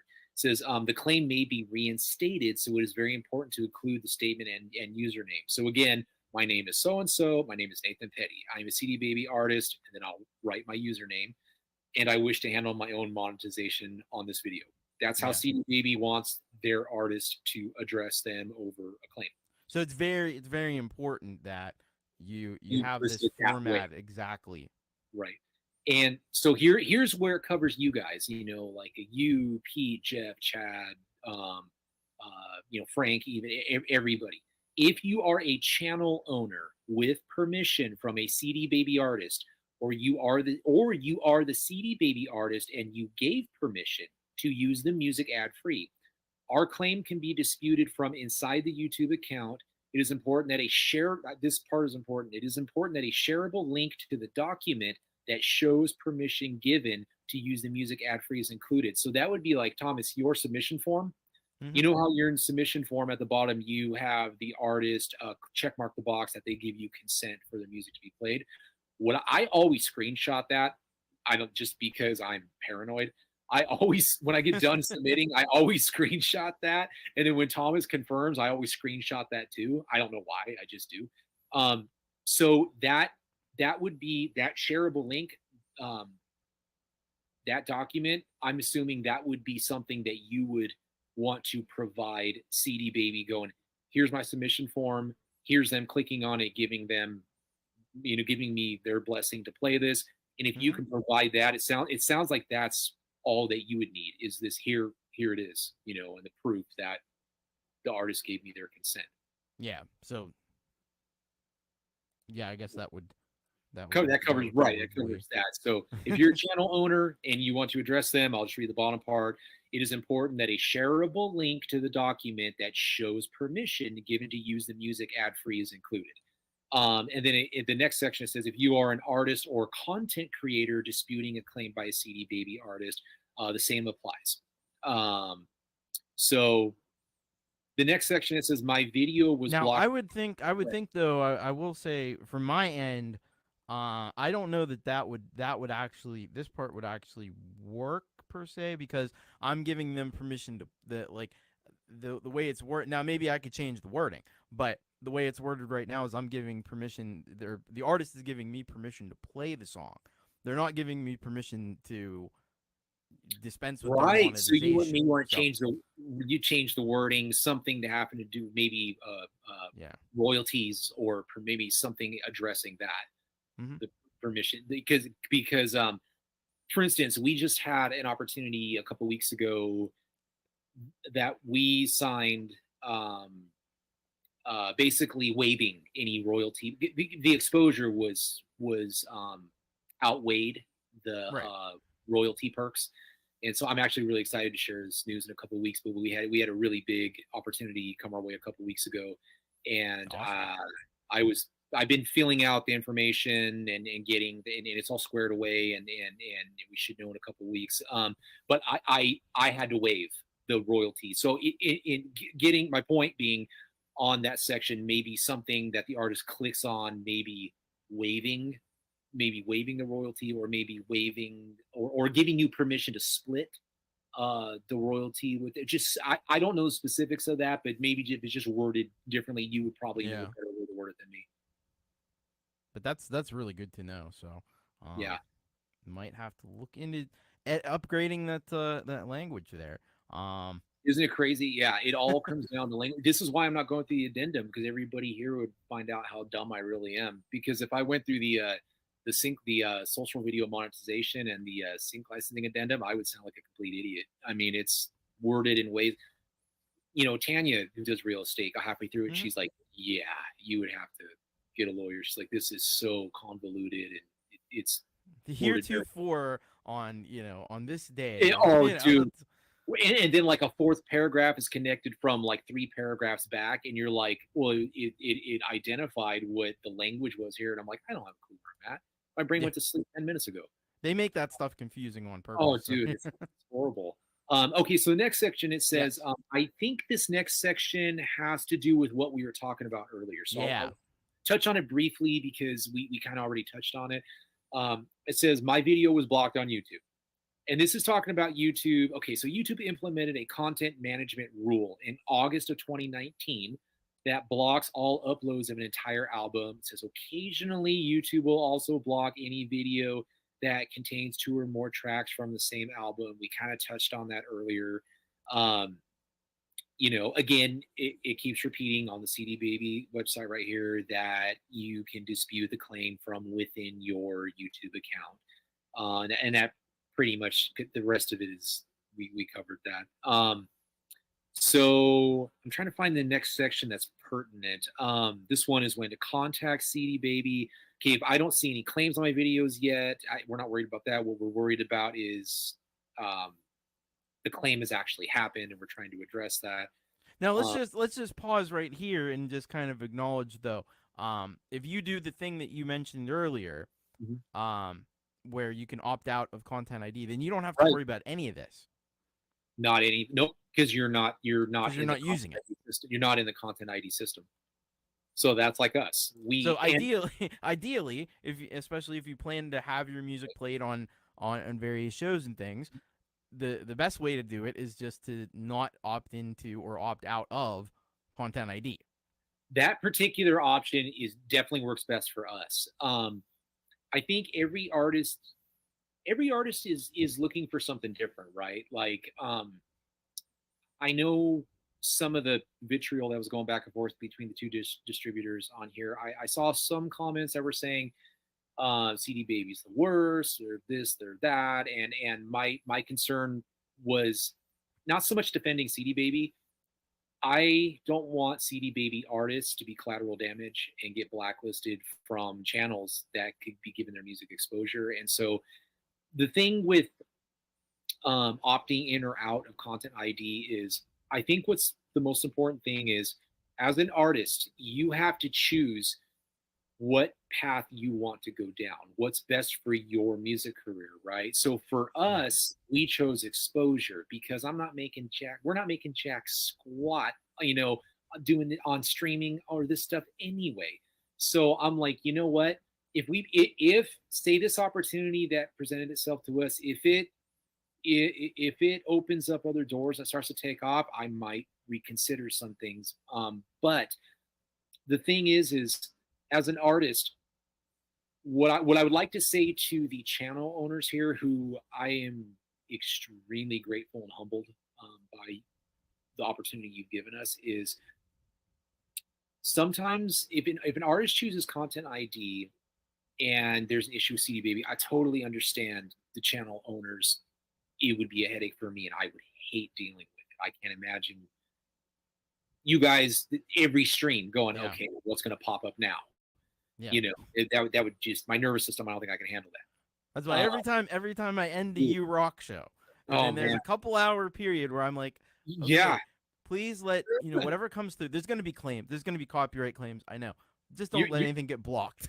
Oh, dude, I'm telling you, my nervous system wouldn't be able to handle that. But what I would say is, the artist, just because an artist going through CD Baby's Content ID may raise an issue for the channel owner, doesn't make CD Baby bad and horrible to work with, because that distributor is still collecting money for that artist, and a specific artist may not choose the route that, say, we're going with. Like, we choose for you guys for us to have that exposure for the platform you guys are providing, because first of all, I love the friends we're making. I love the connections, the relationships, obviously the exposure, the validation, like all of that stuff. That's the route we chose. But if another artist goes to CD Baby and the Content ID is causing issues with the channel owner, that's not CD Baby's fault. They're just collecting money on behalf of that artist, and that artist might be thinking, I don't want to say bigger picture, because to me, what this community is doing is a pretty big picture. But another artist might be thinking in another way. They might be more geared towards sync licensing. They might be geared more towards TV commercials, other press-related opportunities, and they might go, well, I don't really care about submitting our songs to maybe individual YouTube channels, because maybe they're going through another I don't say distribution, but a PR company, right? Dude, you wouldn't believe, since we hit this community, I have so many emails lined up from PR companies like that are like, hey, we can get you that. I'm like, I'm good. Yeah.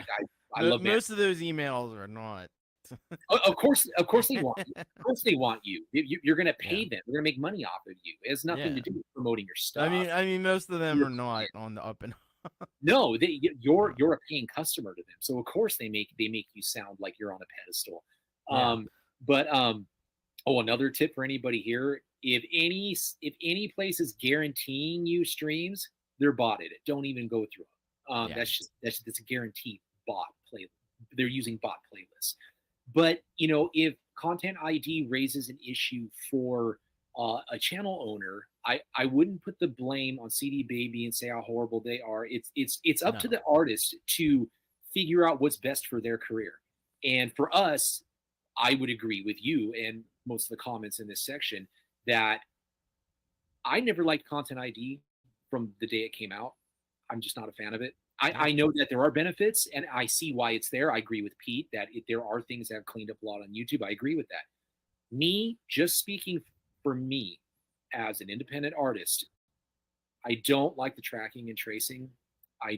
There's that level of control of CD Baby. Also, it gives them access to your YouTube and your analytics and all the information there. I don't want their sticky fingers on my YouTube channel. That's just me. I see where the benefit is. Personally, it's not for me. I think I would rather monetize in other ways, and we've taken steps to do that.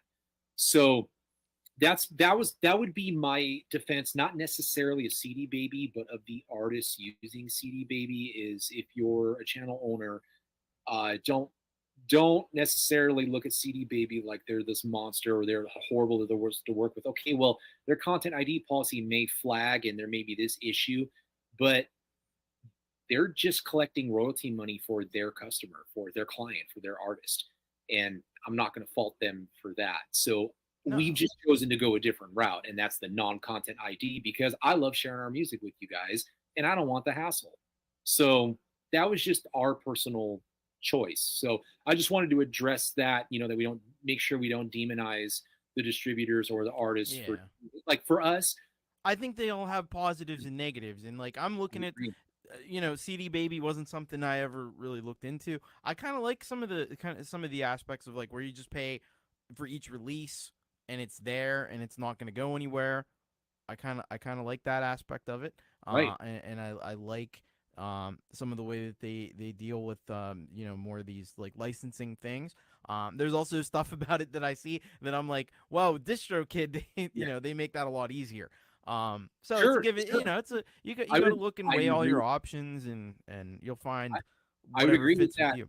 On the Content ID side, I agree with you 100%. I think DistroKid's option for Content ID personally, there are other reasons we're not going through them, but I agree with you 100%. On the Content ID, I would prefer DistroKid's personally.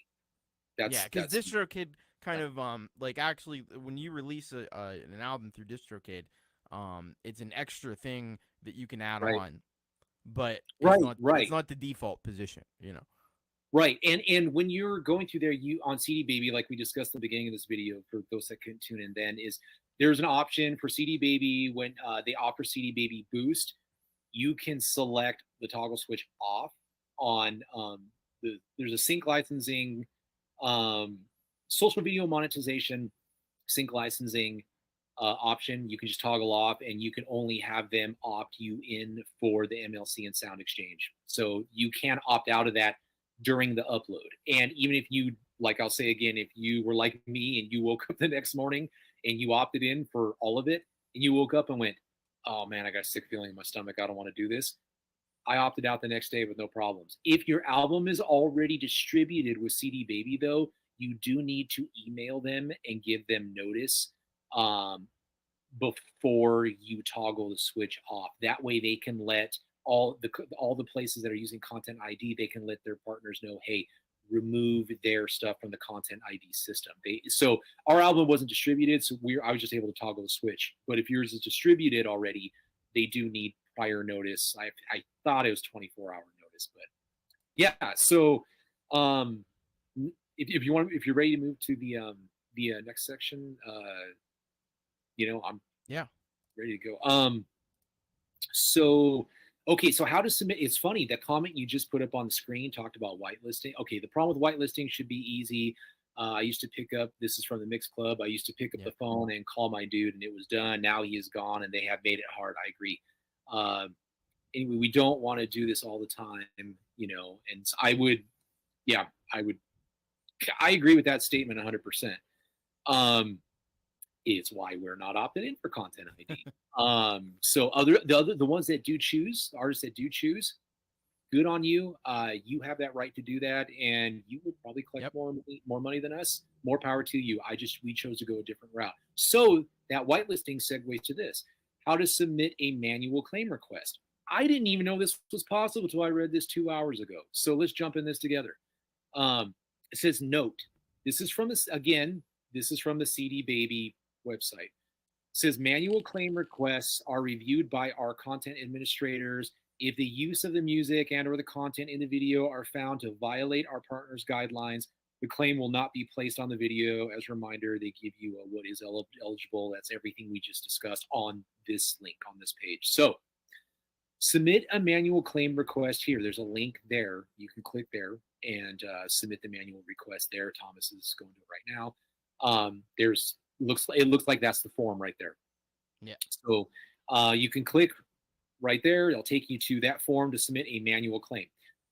This is what they want you to include. Please include the following information. They want you to include your CD Baby username, YouTube video link. I'm assuming that's the video link for the channel that's playing it. That's what I'm assuming. I'm not sure if it's clear on that. I would assume that's what it, because you're disputing a claim. Your artist name, song title that is featured in the video. There you go. Okay, so it is that answered it right there. Yeah. Song title that is featured in the video. ISRC, for those of you who don't know, that's your identifier number when you register your album for each song, your unique number for that song. And then the start time and end time is talking about the track, the song. It says timestamps need to be as accurate as possible. So please list the time when the audio starts, as well as the time when the audio stops in the video. Add additional segments if your content appears in more than one part of the video. So here's the section here, how to submit a manual claim. And there's the form that Tom's clicked on right there. It also gives you an option of opting out of the program. If this is what I think it is, this is what we had done. It says as an alternative, it is, you can opt out of CD Baby's YouTube monetization service completely. This is what we did the morning after. It says this will remove your music from YouTube's Content ID system and stop claims from being placed on your channel, as well as on any other third-party upload videos that contain your music. To do this, I already explained it. Log into your CD Baby account. Here it says to click sync YouTube, Facebook, and Instagram licensing. What they mean by that is when you go to the section when you are uploading your album, there's a section that says CD Baby Boost right on top. When you get through all the stuff, you've uploaded your metadata, you've uploaded your songs, you've named everything, you know, picked where you want to distribute it. One of the sections is CD Baby Boost. When you get to that section, that's what it's talking about. Uncheck the sync YouTube, Facebook, and Instagram licensing option. There's a toggle switch. Switch that. It'll turn it off. Like I said, you can opt in for it and change your mind. It's just based on if your album has been distributed. If it's not distributed, you can toggle it instantly like we did, because we had a pre-release date. Our music was not distributed yet, and the very next morning I woke up and opted out of it. If your album has been distributed, you need to email CD Baby, I think 24 hours beforehand, and let them know, hey, we want to opt out of the Content ID, option, but you can opt out. And I think that pretty much covers everything from what is according to CD Baby. It covers everything on what is Content ID, what is eligible for Content ID, and opting out of Content ID. I think that's pretty much everything that's listed on their site. There are quite a few links that I sent Thomas in the video description. Yeah, be sure to go and check those out. Check out Pete's too. Pete's videos on Content ID.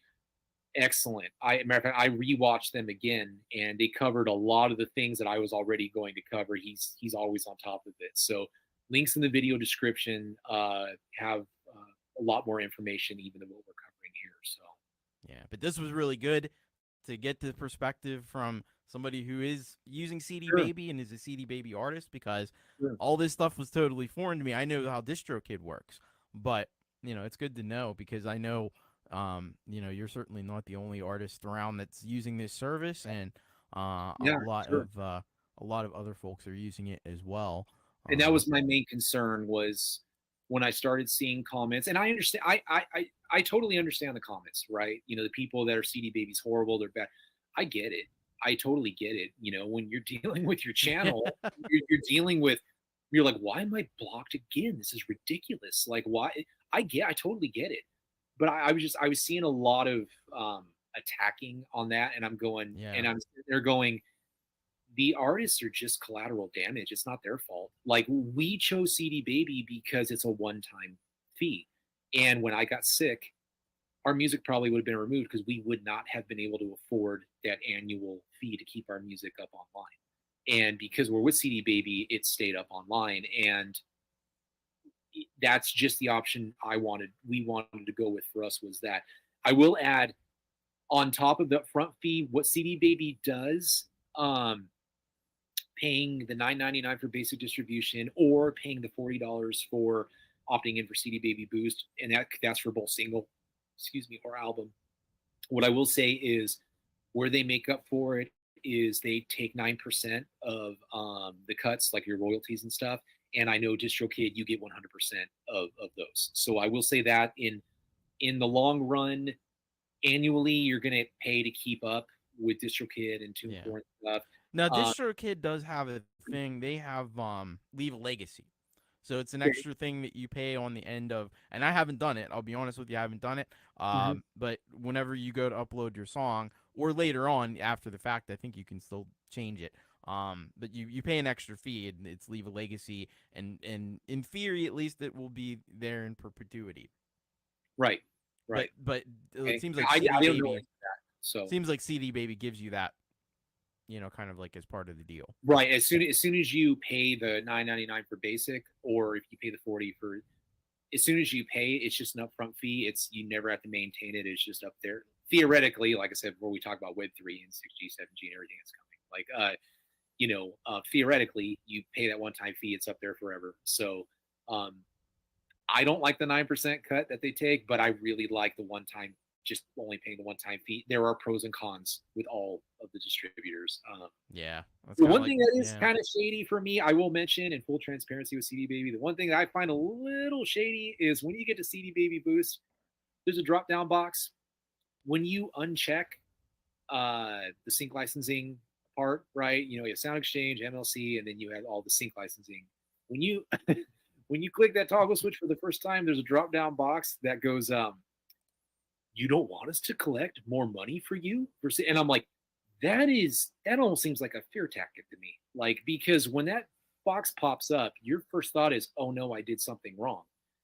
And so I it just seems a little shady on the CBB. And guys, CBB, if you're watching, please change the verbiage in that drop down box. If you opt out sync licensing, that seems a little shady to me. Okay. So I'm just gonna put that out. yeah.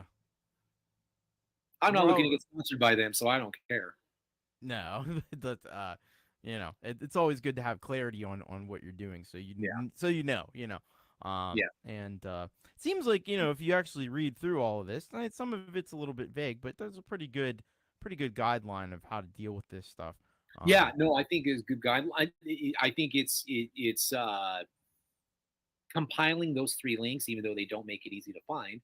Um, I think between those three links, it gives you a lot of general, like, overall information, direction, how to dispute a claim. It gives you I didn't know there was a form you could fill out. Now I do. Yeah, And it walks you through it. So I think that's good. Some of the links that are in the video description Thomas added for this video, they're really good. There's good info there. There's one guy that explains CD Baby Boost, and he actually gets into like the cuts and everything that I'm like, it's way more information than I could provide. It's a good link. So if you get a chance, watch. You don't have to read if you're not a CD Baby artist. If you're a channel owner and you're interested in reading their addendums on sync licensing and social video monetization, I think it might be a good read for like Pete or you or Jeff or Chad, Frank. I think reading their addendums might at least once through to go, oh, because that's the official agreement, the official verbiage you're signing, the agreement you're signing to. That's the video. That guy has other videos, and he might be. I think he is sponsored by them, but he gives good information though. He has one where he breaks down, I think, the royalty cut and exactly what CD Baby offers pretty well. So he's got other videos too that are real helpful. Again, there's another website, the Indie Academy.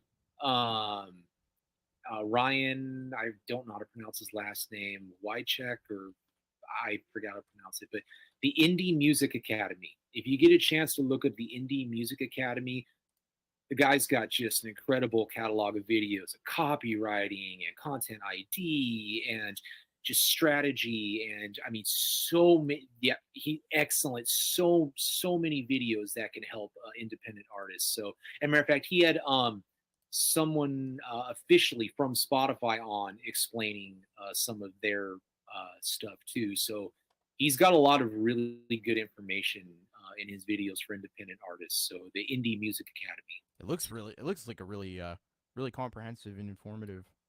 He's got so much good information on his channel. All right. Well, thank you so much, Crimson, Nate, for coming on here, and it's great to have someone with the you've looked into this and really got some excellent information, especially for those of us out there that are using CD Baby, don't want to get into trouble. I think the biggest thing that I learned is this whole thing with the albums, and I think that might have actually factored into what happened with the show, where it kind of even though they were two separate artists, I think it like maybe they were in some kind of a collection together or something, and it created a false positive there for being an album, and explaining why some of these like karaoke shows have gotten taken down too. So I just tripped. He's our music attorney. I just tripped and fell into a hole with all this stuff. I have no clue what I'm doing. This is a day to day. I'm like you guys. I'm just figuring this out. I'm just a musician. I'm just trying to figure all this stuff out. It's so complicated. Yeah, it really is. It's a minefield that you have to navigate with all this. We're all in this. I mean, we're all in this together, man. Yeah. I mean, if anybody has better information, drop it in the comments, or let us know, because I'm no expert. Like I said, I tripped and fell into a hole. So I'm always willing to stretch and grow and find out things that I didn't know. So yeah, well, we're always learning, and that's the important thing. But now you're all a little bit better informed, thanks to Nate, for how we can send our music in, maybe not have it block the show, and so this is really great to know. And make sure you check out those links. Nate, is there anything? I know you got the Big Jade Star interview coming up at the end of the week. I'm looking forward to that. Anything else that you want everybody to know before we kind of wrap this? Bring this thing in for a landing. Yeah, I mean, just the video premiere. We have our music video glitch. We worked with an old friend that we hadn't worked with in a long time. Our buddy Vic Mendoza over at he runs Vic's Cover Art. He's a photographer, videographer, now independent filmmaker. He's got a 3-part episode series called Unshadow, kind of about like a futuristic shadow government. He's got a 3-episode series, and our song Glitch is featured just briefly in episode 2 of Unshadow. And I reached out to him, and we put something together for this video. We basically used footage from his episodes. He has a episode 3 they're working on. It should be released. He doesn't have a release date, but they're working on that. So we kind of combined. We joined forces again, and it's really cool because like I do all of our music videos and stuff, and this was really nice where just to be able to shoot me and Tanya's parts, and he did the editing. He used footage from his films, his 3 episodes, and he did the VFX, and I didn't have to do any of the editing. All I had to do was just shoot our parts, and so it comes out this Thursday in between Jade's show and 15th Ben's. It's going to drop at 8:32, as 15th Ben would rib me about. And the reason for that time is there is competition when you premiere a video right on the mark, 8 o'clock, 8:30, 9, whatever. You have to remember there are millions of other people doing the same thing. So if you choose like 8:01, 8:02, for us 8:32, the algorithm picks up yours, and there's less competition for it to pump out videos. Because I noticed one of Thomas's videos went live at 6:59 one day, and I was on a panel with 15th, and I go, I will bet you Thomas is doing what we're doing. No, you know the reason for that was that I think that was Thomas Crace Live. The reason for that is because you have to have the countdown. I'm not a big.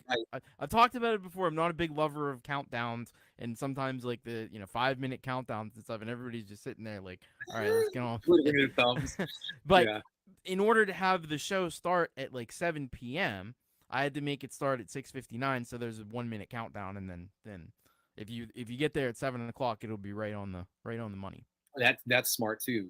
That's smart too. But that's the reason we have it at 8:32. So we have that music video collaborating with our friend Vic Mendoza with his Unshadow series footage that is in this music video. It came out really. I'm super excited. We have a teaser up on our channel if you haven't seen it yet on our shorts. So that comes out Thursday at 8:32 between our interview with Jade and 15th show that's on right after. So yeah, we're really excited to share the video. We've never done this much VFX or this. It's always been raw footage kind of for us. So we're really excited to share this. That's awesome. Other than that, thank you so much for having me on. And yeah. I just wanted to give a kind of a voice and kind of in defense of all the CD Baby artists on here, and just go that they're just collateral damage if there's anything going on with the content ID. So don't blame all the channel owners out there. They're just artists trying to get their stuff out. And CD, they're, as you've seen here, how you can dispute a claim and maybe possibly avoid this happening in the future. I just want everybody from any distributor to have a chance on any of these channels. And I just kind of got concerned when your stream was taken down, because I saw a lot of vitriol between DistroKid and CD Baby artists, and I just kind of went, I don't want necessarily to defend CD Baby. I just wanted to get on and go, let me give the information so people are better informed, and maybe this will prevent it or help people make their decision as simple as if they want or if they don't want to opt out of content ID. This is what comes with it. You can opt out like us, or you have the freedom to go for it, but it might cause some complications like this. And if there are complications, here are the links to dispute it or to address it. So I just wanted to provide information. That's all. So Thomas, I appreciate you. Thank you very much. Well, I appreciate all the incredible work. It's been sending me emails like crazy with all kinds of great links and everything. We'll get an email from me until our next song submission time. I promise. Yeah. And thank you so much, Frank, for the 2 donations, I think, in this stream. You are awesome. You rock. And Nate, you rock as well. Oh, thanks. So thank you again for coming on the show. I'm gonna set you backstage, but hang around. We'll debrief after the show. I'm gonna